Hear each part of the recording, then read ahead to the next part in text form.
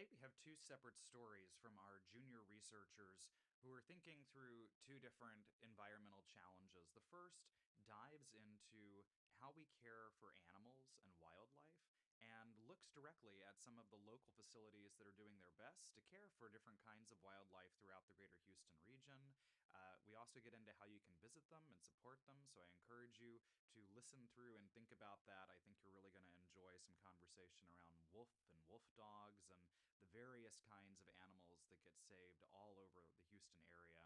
And then, second, we're thinking through how we actually communicate some of the ideas about the challenges that our environment faces and the challenges it brings us. And so we sit down with a leading editor at a major climate and environmental news organization who thinks about this day in, day out, and we talk to him about the best ways of broaching these subjects and getting the word out to people all over the world, especially when it comes to telling global stories.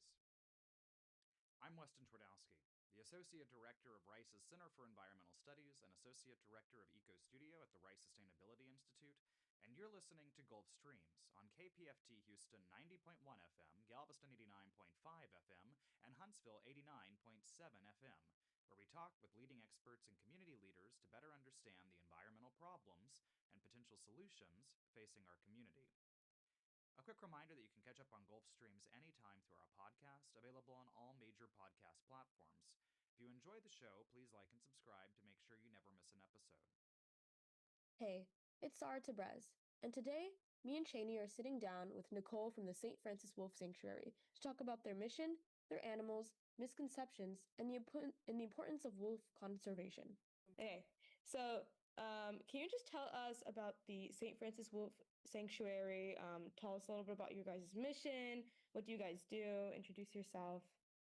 Okay, I'll start with introducing myself. I'm Nicole Rogers. I am the president and executive director of the sanctuary. I've been that for 8 years.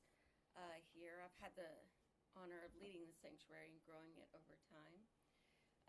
The St. Francis Wolf Sanctuary is the only wolf sanctuary in the state of Texas that is licensed by USDA to house wolf and wolf dog, which means we are legal to have wolf and wolf dog in our care.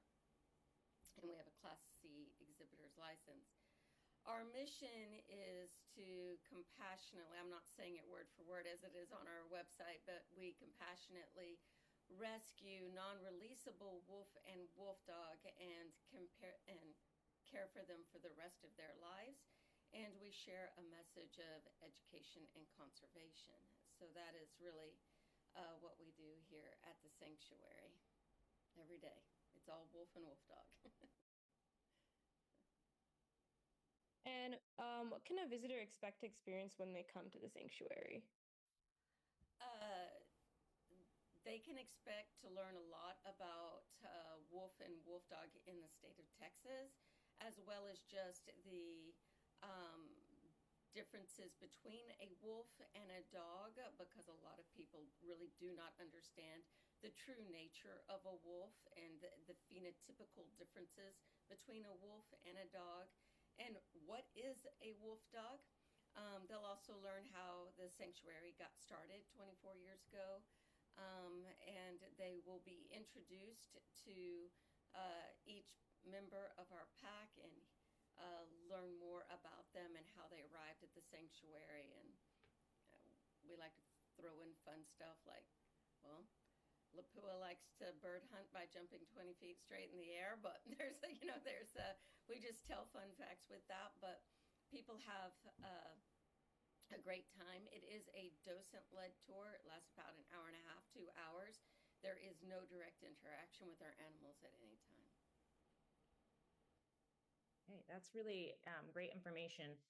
So I'm curious, you talked about, educating the audience or the tourists who go to this event on what the difference between dogs and wolves are, and then also what wolf dogs are. So I was hoping maybe you could explain that to our listeners here, as well as, some of the dogs, your animal residents, as you call them on your website. some of them are listed as wolves and some of them are listed as wolf dogs on the website. So maybe talking a little bit about how not only what these categories are, but how you go about distinguishing them at the sanctuary. Okay, so that's a little bit of a long answer. So if I start over talking, just say, hey, that's too much information. Um, a lot of people out there want to buy a wolf or a wolf dog for the cool factor. Think it's going to be great to tell all their friends and family that they own one of those things, you know. But the reality is that a wolf and a wolf dog is an apex predator, a carnivore, and they are not meant to be pets. They are way too dangerous to have in the home. They have no genetic information to stop an instinctual rise, which then must lead to an instinctual attack. And it doesn't matter if you've owned them for 5 minutes, 5 years, or 15 years. If a wolf or a wolf dog have an instinctual rise in your care and they're standing in your kitchen, they are going to attack the first thing that they see. They have no genetic information how to stop that rise or to stop their reaction to it. While a dog has that genetic information to stop an instinctual rise. Your dog has the same instinctual rises as a wolf or a wolf dog, but through thousands of years of breeding out from Canis lupus to Canis familiaris, which is the dog, we spent thousands of years basically putting a break in a wolf, and that break we call domestication, right? That allows your dog to have the genetic information to know how to recall itself off of an instinctual rise. A wolf and a wolf dog cannot do that. So they are an apex carnivore with no break, right? So they're not ever meant to be pets. How we identify whether it's a wolf or a wolf dog is primarily through phenotyping. That's what all wildlife biologists have to do when they are in the absence of genetic information. So that is going from head to toe over the physical characteristics of what a wolf should have. And that will help us determine whether we're looking at a wolf dog, or just a dog. Genetic information, a lot of people, almost everybody who calls me wanting me to rescue their wolf or wolf dog has a genetic test that says part of their animal is gray wolf. Well, that's because they have swabbed their animal's mouth and they've sent it to some online test that really doesn't have enough specificity to really test wolf from dog. So they get a lot of erroneous tests. So that is why USDA and the American Zoological Association will only take proof that you own a wolf or a wolf dog from either the VGL laboratories out of UC Davis in California or the Species Survival Laboratories out of Chicago, Illinois. So all our animals go through the VGL at UC Davis, right? So we know. But when someone's calling me and asking me, rescue my wolf or wolf dog, they don't have those two laboratories tests, right? Or I wouldn't need to ask any more questions. So we have to phenotype the animals. And so we teach our guests when they come in these different physical phenotypes so that they can best determine if they think they own a wolf or a wolf dog, or they know somebody who says they own a wolf or a wolf dog, or if they're just out one day and they think they're seeing a wolf or a wolf dog, to better be able to tell. And we do quiz them on the tour. Are you looking at a wolf or a wolf dog, right? So just a couple of these phenotypes. I won't bring you through all of them, but the ones that can really answer for people really quickly. The very first one we start out with is because is the eyes. It is genetically impossible for a wolf or a wolf dog to have any other eye color than gold. So if that animal's got brown, black, blue, gray, or green eyes staring at me, it has no wolf content in it. I can stop right there. I don't have to talk anymore about whether your animal is wolf or wolf dog, right? Genetically impossible. There is a very, exceedingly rare wolf that can have red eyes due to albinism, but it is not, that's just very rare. Mm-hmm. So the average wolf or wolf dog that's going to come in here is gold eyes. Now, with that said, a dog can have gold eyes and still not be a wolf or a wolf dog, right? So, because many shepherds, Malamutes, even some huskies have golden eyes, that does not automatically make them a wolf or wolf dog. But the wolf or wolf dog have to have gold eyes, right? Okay. If I'm looking at a wolf, its chest should be very narrow, its legs should be very long and lanky, so much so that if the wolf is standing in front of you, their front feet are almost touching. That's called cubbing. While the dog's legs are more to the side, right? And their legs are further apart. Wolves, the front two paws are bigger than the back two paws, and even the smallest wolf is going to have a much larger front paw than the largest dog breeds.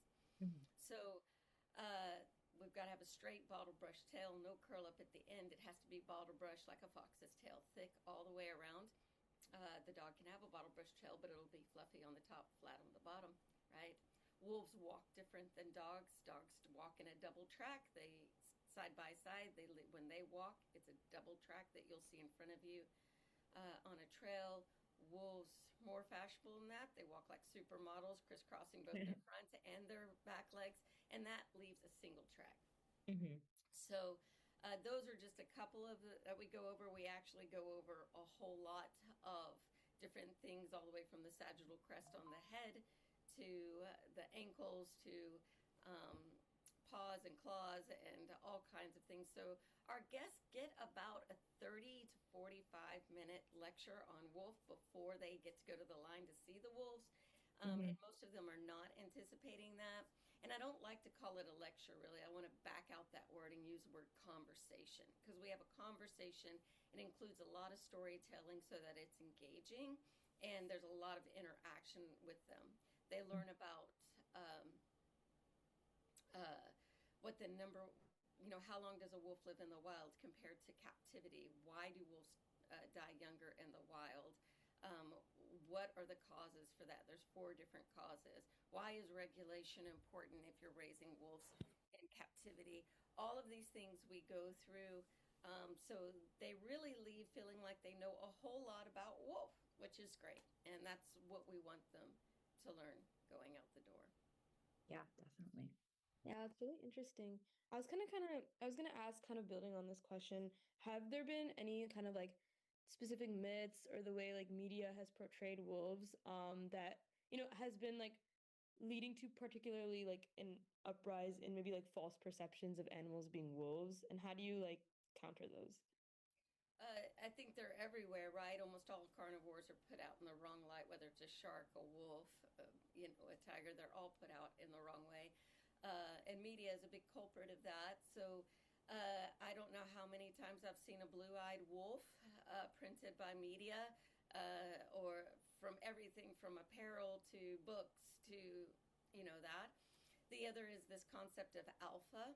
There is no such thing as an alpha in a wolf pack, or a beta or a mega. What there is this dominant parent and a submissive parent. A wolf pack is always mom, dad, and their pups. They can have generations of pups, but there's no wolves from the outside. A wolf cannot join a pack. A wolf can only be born to a pack or create its own pack. So there's no such thing as an alpha. So the alpha, the blue eyes, this concept that a wolf will bond to a human being and just be helping them through the forest, that's not real in reality. The media also likes to portray that wolves are kind of these fierce hunting creatures that are going to, like you see in Beauty and the Beast, where the wolves are coming in and hunting Beast or hunting the dad on the horse. Wolves would never do that. They're neophobic, which means they're scared of anything new or unusual. It makes them very skittish animals. So wolves would actually, their opinion in the wild is, if I've never heard it, I've never seen it, and I've never smelt it, I'm running. It's better to run and stay alive than stay and possibly get hurt, right? So in the media, people are so can't believe. They're like, wait, so if I'm in the forest and I hear wolves, they're not going to all come in and attack us because we're there. And I'm like, no, you're a human. They're not used to you at all. All you would have to do is raise your voice, and the whole pack's going this way, right? So they're not really like that. They are very, very cautious animals, and so it's not like that. So there's a lot of misconception about wolf in the media. That's really interesting, because I think I personally never knew about the fact about the gold eyes. Like, I fully was like, oh yeah, they could have blue eyes and all these different colors, but no, it's really interesting. You kind of mentioned before on like policy affecting the like nonprofit. So how do broader national or state policies on wolves affect the sanctuary's mission or operations just generally?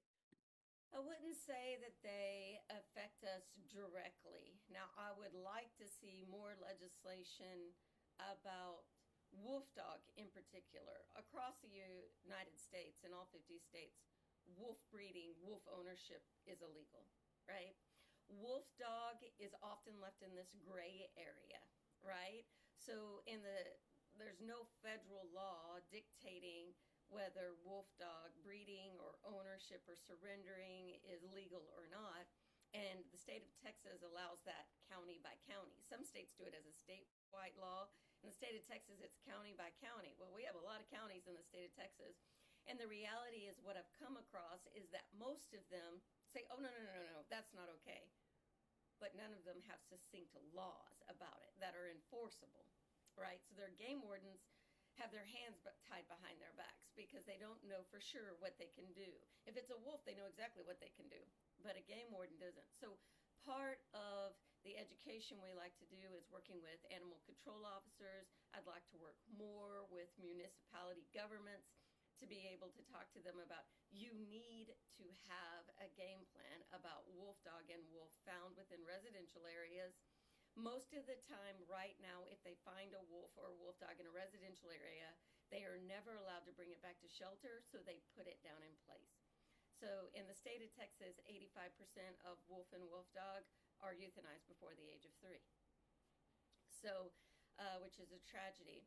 But what we need is very clear laws about wolf dog ownership for sure. Wolf is still illegal, but the reality is that there are not enough places for these animals to go. Game wardens have their hands tied. Even if they find a legal breeder somewhere or someone owning one, they know that if they confiscate the animal and they have nowhere to take the animal immediately because they can't hold the animal, there's nowhere for them to hold the animal's going to be euthanized. So they're in this catch-22. Okay, I know that person isn't doing as well for that wolf as they need to, but if I take them, they're going to be euthanized. What do I do? So they call us when they've identified one. Do you have any space? No. And then they don't know what to do, right? So I think it would be great if we could work with municipalities about building temporary space, having so that we can find sanctuaries nationwide that they could possibly be transported to. If we don't have them, having municipalities or counties building part of their budget to help fund sanctuaries like ours so that we can build enclosures to put these animals in so that they don't all lose their lives. But you're still going to be very limited because there's only so much we can hold and take care of every day, right? There's thousands of wolf dog in particular everywhere. Very few wolf, but lots and lots of wolf dog being held. But with that said, only about 10% of people who think they own a wolf or a wolf dog do. Most of them think they own one, but they don't. And when they call me and say, can you rescue my wolf or wolf dog, I get to make a lot of people mad by going, that is a beautiful husky malamute you have there, but you do not have a wolf or a wolf dog. And it's because they don't know these phenotypes and this information about it. So nationwide, I would love to see more legislation about illegal wolf breeding and wolf dog breeding, as well as if the game wardens can't confiscate the animals because there's nowhere to go, can they at least fine them? You know, can we ticket them over and over again to where it makes their business not viable, right? Something that we could do. I understand that there's too much limited space in court. There's way too much limited space in jail. So they're not going to go after these people for those things. They can barely make enough for, you know, much worse criminal activity, right? So, but I would like, really where I think the core of controlling the problem lies in municipalities. It's cities that have defined codes and laws and fines set against illegal animal breeding and ownership. Yeah, thank you. So I'm curious, you talked a bit about what municipalities should do, what game wardens are kind of can and can't do. And I'm wondering what the average citizen could do to help, right? As opposed to just these kind of bigger frameworks, which are kind of hard to navigate for a normal person. I think what the average citizen can do, I mean, it's tough, right? We get people calling all the time, hey, my neighbor has a wolf dog. It's been on a leash and it doesn't have a very good life. And, reporting it is great. There's very little I can do, in that situation. I think the best way is to also advocate for these type of codes being in their municipalities supporting sanctuaries that exist, but please make sure that sanctuary is licensed. There is a lot of people saying that they own a wolf dog or wolf sanctuary that are just people who have built pens in their backyard that are not USDA compliant. These animals are apex carnivores. This is no different than owning a Bengal tiger, right? They can't survive on domesticated meat. They have to have exotic game, micronutrients in their diet. They have to have a certain level of containment not to escape and harm other people's pets. So they need to support licensed, USDA licensed facilities, and jump up on USDA and make sure that that facility is not getting cited all the time by USDA for poor practices, right? Look them up. That's free to do on Google. If they've got a good USDA report card, fund those places. Help them build more enclosures, buy more land, hire more keepers. Make sure that the people who are working there are professional. At St. Francis, every single one of our animal keepers are 4-year degreed wildlife biologists that specialize in wolf.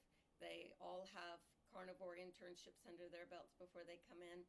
So it's not just people who like wolf and want to take care of wolf. We love our volunteers, don't get me wrong. They really, really help us. But we require a huge commitment if they want to be working here with the wolf every day. And no, we do not go in with our wolf. The only time we go in with them and put hands on them is for veterinary care. So we don't use them as ambassadors. We don't treat them in any way like they're not an exotic apex carnivore, which is what they are, and they need to be treated with that kind of respect. So really, the best I could say to do is help your municipalities get codes around this thing and to help support your local sanctuary that is trying to help and save these animals. It's great. Thank you. Yeah, it's really great. I have a final question. So I know on the website you guys talk about having like very diverse enrichment programs. So I had a question. How do you tailor these enrichment programs for these individual animals with very different personalities, especially those who've come from trauma or from neglect? Absolutely. Can I back up to the last question real quickly? And then Oh, yes, of course, of course, of course. The other way you can really help us locally is through letting us be a part of education in the school system. So we love to bring kids, for schools to bring their kids out. We do interactive conservation games with them on our Hell Night field. They get to learn all about wolf, make enrichment for wolf while they're here. We also go into the classrooms and we teach. We bring all kinds of interactive things for the kids to learn about wolf and wolf conservation. And if they're not close, we teach a whole ISD in Pennsylvania by just zooming into their classrooms via the computer. So we can do it all different ways. That helps us meet our mission of conservation education as well as support our operational costs here at the sanctuary. So that is the last thing that you can also help us in a way in the community is helping us come in and teach the kids about how important wolf is as a keystone species here in the United States. All right, you guys, enrichment. Enrichment's very important if you're taking care of captive animals. I don't care whether they're big carnivores or little bitty guys, right? Enrichment is super important. There's different categories of enrichment. There's cognitive, physical, sensory, food. I almost sometimes like to say emotional. There's all kinds of different types of enrichment to give them. And enrichment can be incredibly challenging when you're trying to do that 365 days a year, and every single time it's supposed to be something new and different that they haven't seen. That takes really a lot of researching and networking with other, because you can't have this ending font of ideas.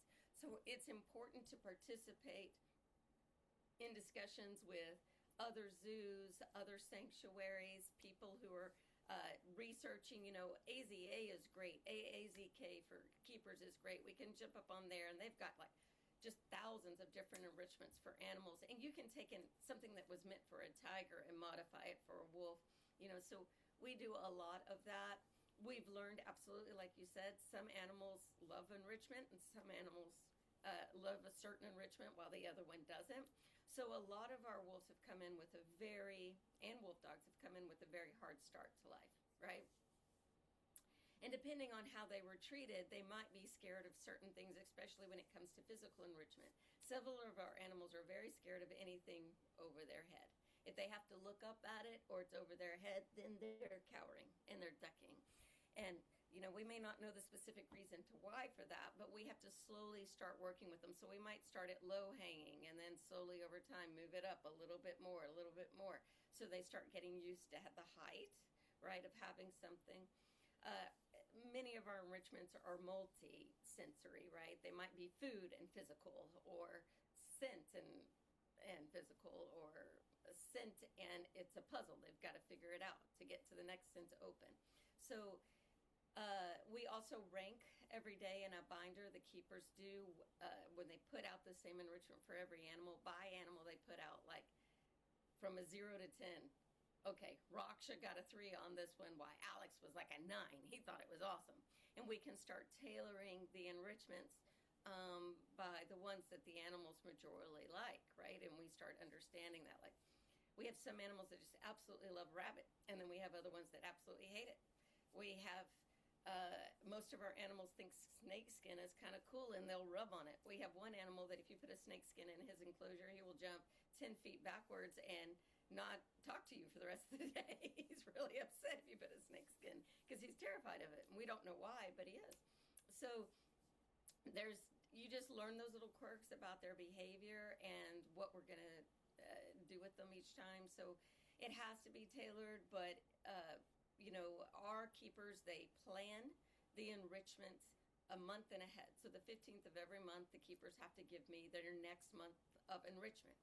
And they code it for me, what type of it is, what type of enrichment it is.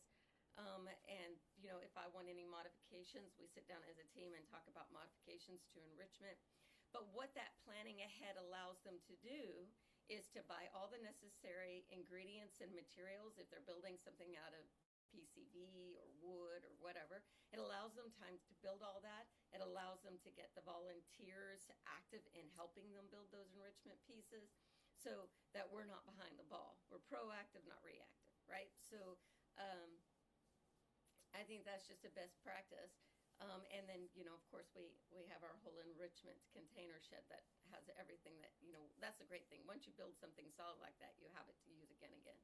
So that's kind of how it is for enrichment around here. So it's real easy to fall into that trap of every day it's something in paper with food. It's real easy to fall in that trap. So that's my challenge to them all the time. Like, okay, it can't just always be some kind of paper with food or paper with scent. It has to be something that they truly aren't used to doing. Like auditory enrichment, the wolves here really like.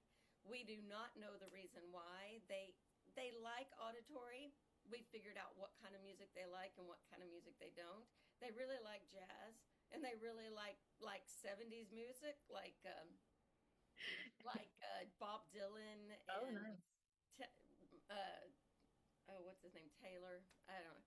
So they like that kind of like music. They really hate metal music. Oh no. They don't like that at all. And they have mixed opinion on opera, but by far their favorite movie to hear over the speaker system while they're getting their breakfast in the morning. Every once in a while, we just play a movie along our tour line so that they can hear. It doesn't play on a screen. It's just the soundtrack to the movie. It's not the music. It's like if you're playing the movie, but they're just hearing the words and the music, right? So it's Shrek. They absolutely go crazy for Shrek. They love Shrek. They'll all start playing and jumping around. I don't know what it is. It's the voices and it's the timing and the music. It just makes them very playful. They like Shrek a lot. But I do too. I think that we have podcasts, they just zone out. They don't really care about podcasts. Don't pick our podcast then. So, but it's interesting. You learn more and more about them the longer that you work with them. And of course, with each new rescue, the whole dynamic changes, right? Because now I've got a whole new dynamic on the line. Because they really, really affect each other as new ones come and some leave. then that changes the dynamic of the line each and every time. Well, thank you so much for taking the time to interview. All of this is very eye-opening. So many different things I've learned, oh my goodness, the misconceptions, that was me. I feel like I had no idea about so many different things. But thank you so much for taking the time to interview. Absolutely. You guys are welcome out at the sanctuary anytime. We'd love to come and see and learn about our crew here. That would be great. Yeah, we might just do that. We talked about maybe taking a group trip out there at some point. So we'll see if we can still make that happen. Oh, Yeah, yes, definitely. And now we'll go to our second story with our researcher, Antara. Just to start us off, could you tell us a little bit about yourself and your career so far? My name is Tristan Ahtone. I'm a member of the Kiowa tribe. I am editor at large at Grist. I've been a reporter for about 15 years now. Started off in public radio, moved into online features, and then on-air television, magazines. I've kind of worked in every genre, and now working primarily covering climate and the environment at Grist. And then, if I'm correct, you also cover global Indigenous affairs? Yeah, so I run our Indigenous Affairs team. So we cover the intersection of climate and Indigenous affairs globally. Most of our work is in the U.S. and the Pacific because we're a pretty small team, but we do cover stories from around the world as best we can. How would you kind of explain this connection between Indigenous affairs and the environment? Why are they so deeply intertwined? Well, I think everybody on the planet is intertwined with the environment and climate, but I think specifically for the work that we do, we're particularly interested in looking at how climate impacts Indigenous communities and peoples, what sort of solutions Indigenous peoples have in terms of dealing with climate crisis, and also looking at the specific and unique ways in which Indigenous peoples are connected to their environments and impacted by climate. So I think this is all to say that Indigenous peoples have a very specific, I think, role in climate and the environment. Mainly, when I'm thinking of the climate crisis, is that Indigenous peoples have more or less contributed the least to the climate crisis. But I think in our reporting,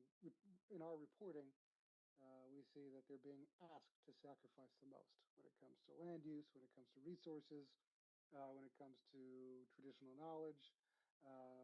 No matter what it is, I think Indigenous peoples are usually on the front lines and being asked the most to deal with this situation. And I think that's where we sort of come in as reporters, is really thinking about how we can report those stories out. What kind of made you decide that I want to be a journalist specifically? I actually got my start at KPFT in Houston. So that was, I was doing reporting for, so it was called Free Speech Radio News. I don't know if it still exists anymore. So that was sort of my, that was 2000, 99, 2000. So was doing reporting for Free Speech Radio News, and we also had a radio show that was in the afternoons on Wednesdays at 11 or 10, called First Nations Radio, that a friend of mine and I we pitched to KPFT. They took it, and we did it for about a year or so. So I sort of really had an interest in doing in reporting and journalism. I went to college for a creative writing degree, but while I was there, kind of drifted back into working for the college paper, doing more journalism while I was there, and just really liking it, gravitating toward it, and sticking with it. So after getting my degree, I went to graduate school for journalism as well, because I really wanted to stick with it. And it's just been something of an interest of mine for a while. I can't say that in terms of the kind of stories that I do with Indigenous affairs, because I'm an Indigenous person, it's always just been, for lack of a better word, just second nature to sort of do a story in a community, or talk to other people who are like me. My friends are Native people. I come from a Native community. I went to a native college. So like these are all sort of like it's just the world that I live in. Um, so doing stories that related to Indigenous affairs was kind of natural. Um, I would say that maybe the change that I experienced was more about trying to operationalize it into an Indigenous affairs beat and establishing Indigenous affairs desks afterwards. So through most of my career was just doing, doing stories when I could, where I could, that kind of a thing. But it wasn't until later in my career where I could start to advocate and push for saying like we need to have dedicated people and teams on this beat. There is such a huge indigenous population outside of the US, globally, and it's sort of a weird situation where you're from like one specific tribe, the Kiowan tribe, and yet you're kind of being forced to take on this spokesperson role for like the entire world and creating these beats. How do you kind of approach telling these stories in a way that accurately reflects the specificity, yet also the universality of the indigenous experience? I think in terms of being able to like report in this area, it's it's really a matter of like understanding material, and I think it's also a matter of understanding and liking people.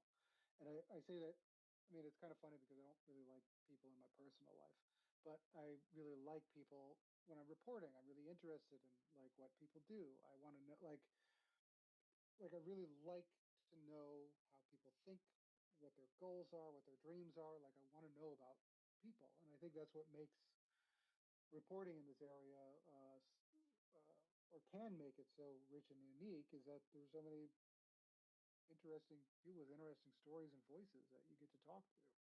I mean, I think one of the things that got me into journalism, like just generally, is I get to just talk to like I just get to talk to weirdos. You know, it's great. Like I get to go out and like talk to interesting people. Um, and I think that if you really want to be a good reporter and you want to cover this well, you need to have an interest in people. You have to like people, and you need to be interested in their stories and what they can generally like teach us. About the world that they live in, the world that we live in. I know this all sounds a bit Pollyannish, but um, I think that if you want to do a good job as a reporter, regardless of the beat, like you need to be interested in people's stories and what they mean. Um, and I think in this area, that's one big thing. And another is just again kind of knowing your beat, knowing which agency you need to talk to, knowing which treaty you need to look up, knowing all this incredibly deep and complex history to be able to do it well.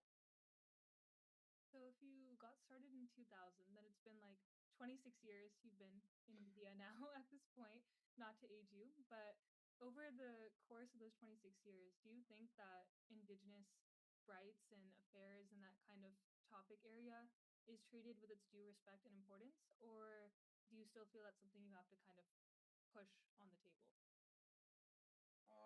I mean, short answer is it treated with respect, the respect it deserves? No, definitely not. Um, which is why we have to establish like Indigenous affairs desks, like the ones that I have at Grist, like the ones that I worked at the Texas Observer, at High Country News, even at Al Jazeera, where we had an Indigenous affairs vertical. These are all things that we have to push for and fight for visibility. And I think that when you look at mainstream coverage and mainstream news, be it the Washington Post or New York Times, whoever,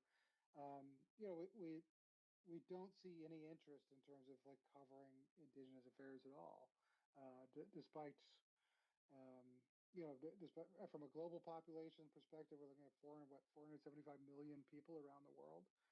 In the U.S., we're talking about what 5-6% of the population, but we're still talking about people with massive land bases, incredibly complex bureaucratic sort of like relationships with the federal government, and total of 500 now 75 different tribal nations with different histories, different laws, different places in the country that they're based.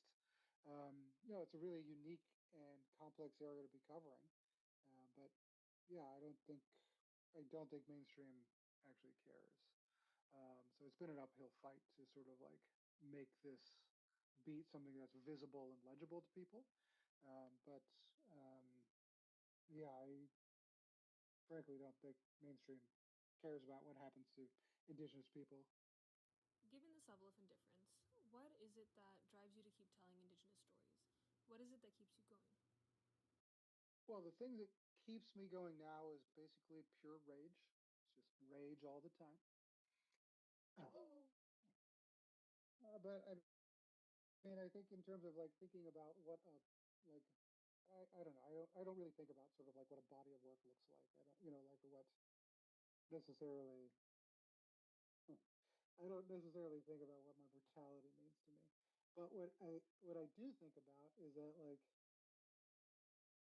if there if I can work with like if I can work with a dozen people and four of them like go on to do like good work, and they find another dozen people, and out of them another four, and et cetera, et cetera. Is that as long as I think that like these like the idea of why we do what we do and thinking about that and sharing that with other people and that they share with other people, I think that's really the impact there is that um, making sure that other people like me are able to be reporters and they're able to do whatever that they want to do in their careers. I mean, I focus entirely on Indigenous affairs, but I would hope in 50 years, like a young Native reporter is going to say, you know what, like all I want to focus on is public health. That's it, and maybe it's got some Indigenous affairs stuff in it, but I want to be the public health reporter.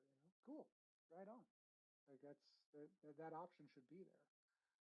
But I want to say that people have options. I want to know that people are able to do the kind of work that they want to, and I don't know. I guess I just hope for a better future, and it's probably one that I'll never see, but everybody's got to put in a little bit of work to make that happen. I mean, speaking of options, you originally studied creative writing before becoming a journalist. How do you think your background as a creative writer has shaped your approach to journalistic storytelling today? I mean, I think of journalism as sort of like the creative use of reality.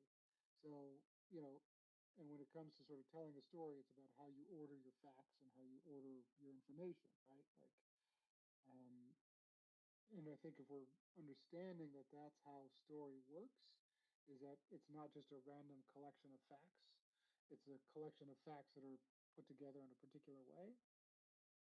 We get to do a lot more interesting things with our work.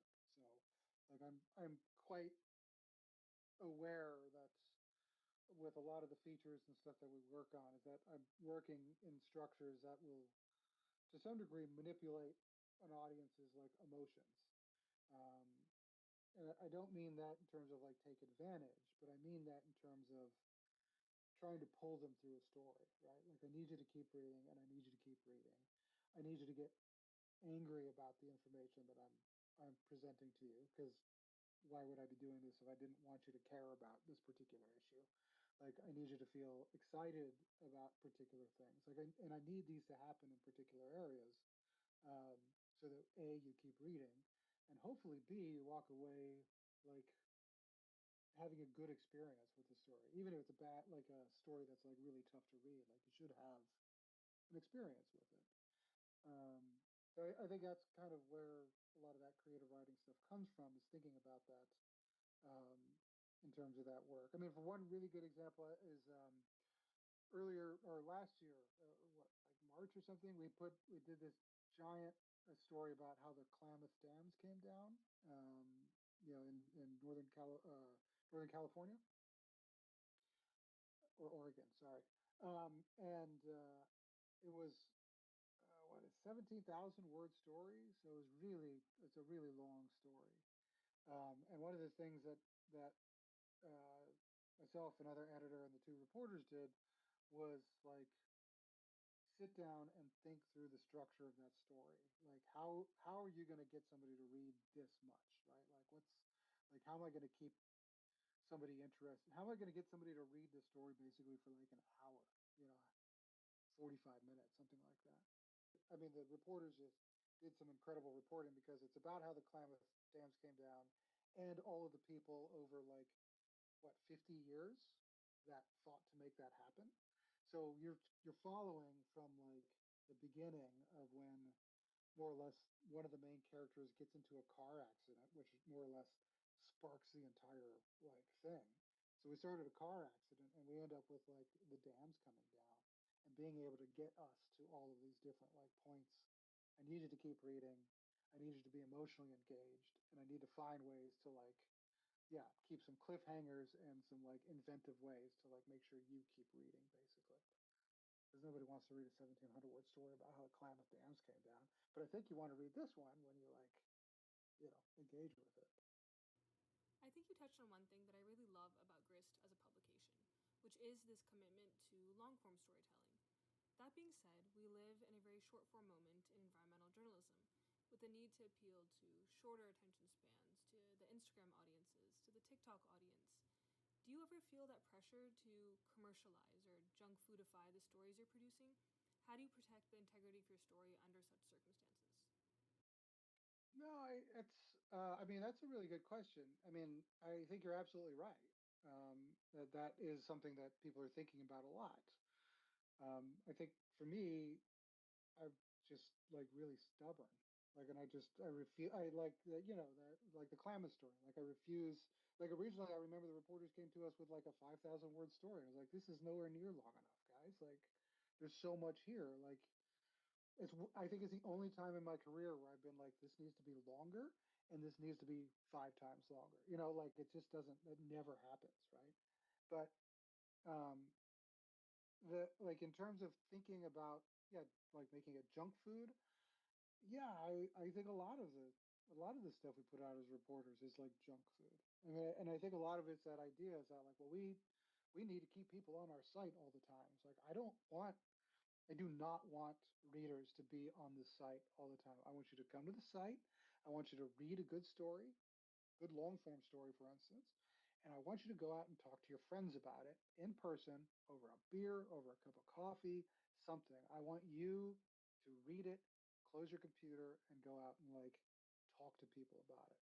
Like there's nothing greater nowadays than like somebody being in a real space and being like, hey, I really read this great story and let me tell you about it. Like that's what I want. I know that is almost primitive at this point. I get it, but like I think for me, what makes the work interesting. Well, I think we're running out of time, but thank you so much for joining us today. I enjoyed chatting with you. Sure thing. Finally, here's a piece from our researcher Sophia from her Urban Explorer series. It's Sophia, and welcome back to Urban Explorer, where we find wild places and city spaces. Today, we're going to visit Bethel Park. For those who haven't gotten the chance to visit yet, hopefully I can sway you. But before I do that, I wanted to share some information about the area. Bethel Park was founded in 2013 and happens to be situated where the old Bethel Missionary Baptist Church, which was one of the oldest churches in the Fourth Ward, used to be located. The church was founded in 1891 and was built by emancipated slaves alongside Reverend Jack Yates. The church unfortunately faced a variety of difficulties, including a hurricane and a couple of fires. But now, the three walls, floor, and concrete pillars that remain have been stabilized, and the plot of land has been restored into a public park. Without further ado, let's go check it out. So I just left Bethel Park and I took some time to go around the whole property, look inside of the old church building, and enjoy some of the natural amenities as well. So I can confidently tell you, you should definitely check this out. As you walk in, the first thing you see is this huge, beautiful building that used to be the old church. It has these lovely colored glass windows coming in all different colors. And as you walk into the building, they have information plaques all over the place just telling you about the area, the history of the church, and even more beyond that. So this would be a great place to come with family and friends if you're in the area, or even if you just want to learn more about this historical part of Houston's Fourth Ward. Even if you just want to come sit out on some of the benches under the trees, enjoy the natural scenery, it's a great place to come relax, learn something, and get outside a little bit. So if you're thinking about it, definitely do it. As I mentioned, make sure to come check out Bethel Park if you want to learn more about the history of Houston's Fourth Ward, or even if you just want to rest and soak in some of the nature on the property. The story behind Bethel Park is definitely worth a visit to learn about, and the maintained and serene natural areas on the property beyond the church are surely an added bonus. As the city of Houston continues to change, visiting this park and others have been a good reminder to me to appreciate the history of the city as well as the almost therapeutic effect that can come from spending some time in little pockets of nature. Thank you so much for tuning in, and make sure to come back soon to learn more about unique and fun parks in the Houston area.